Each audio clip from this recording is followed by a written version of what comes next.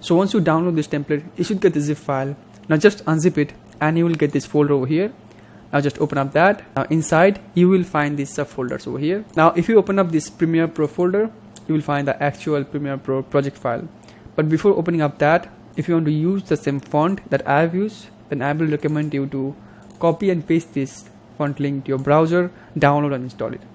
Okay, now you can just go back and open up the Premiere Pro folder and double click on the Premiere Pro project file, and it will be open up over here. By default, the final comp will be open, and in here you will find all of these different scenes, and if you just scrub through, the animation will play over here. Now in the project bin, you will find 3 different folders. The first one is the edit, and then final, and then assets. You can ignore the asset one.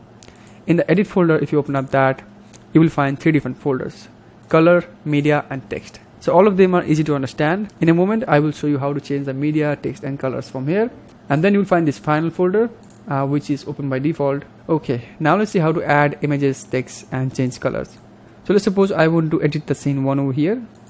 So for that you have to open up this edit folder, and let's suppose I want to change the media first. So open up this media folder and you have the proper scene folder. So this is scene 1 and it has two different medias, as you can see. So you can just double click on both of them, and over here they will be open up side by side. Okay, now you can import your media.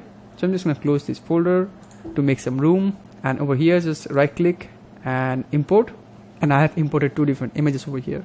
So I'm just going to drag on a folder to keep it organized. Now I can just drag and drop my images into this media placeholder over here. Now when you drop your media, by default it's 5 seconds long, so make sure it's long enough to cover up the template. Now each scene has a 15 seconds long duration, so you can just drag it to 15-second mark.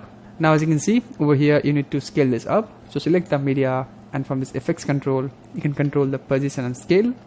So over here I can just change it, and now I can just go to the next media and drag and drop and do the same like so.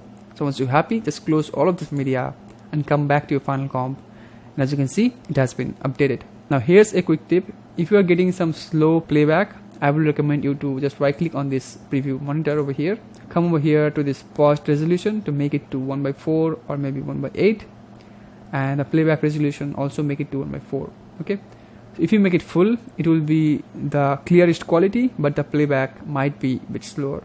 So you can turn down to this quarter section while you're editing, so it will be much faster. But don't worry, when you render, everything will be clear. Okay, now let's see how to change the text. So for that you have to open up the text folder and open up the scene, for me the scene 1, and you have these 2 different text compositions. So double click on them over here, and over here as you can see you have the text. Just double click over here and type your text, and once you're done, just select the move tool, and over here you can resize, reposition whatever you want. And from this effects control you have this text tab. Here you can change the font and other font settings. Once you're done, just close this. So in the same step you can edit all of the text as you want. And now as you can see, if I just maximize it, the text has been changed. Now if you want to change the text position, let me show you how you can do that.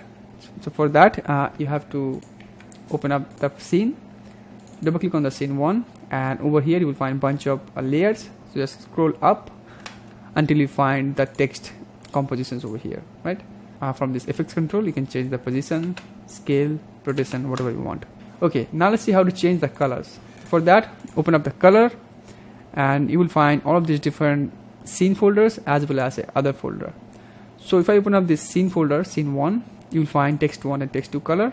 So if I change that, as you can see it's changing, and in the others you will find all of these global color, like the background color. If I just change it to something else, as you can see, as well as you can change the elements color, fade in color, leaves color. If I change the leaf color over here like so, so these are all global. So if you change one, and the entire template will be changed. So that's it. So in the same step you can move to other scenes and edit them from these 3 folders. If you don't want that many scenes, you can delete some of the scenes and reorder them. Now once you're happy with the edit, let me show you how to export it. Just go to File, Export, and over here you have to select Add to Media Encoder. I don't have Media Encoder installed right now. That's because it's not showing over here. You can render it from there.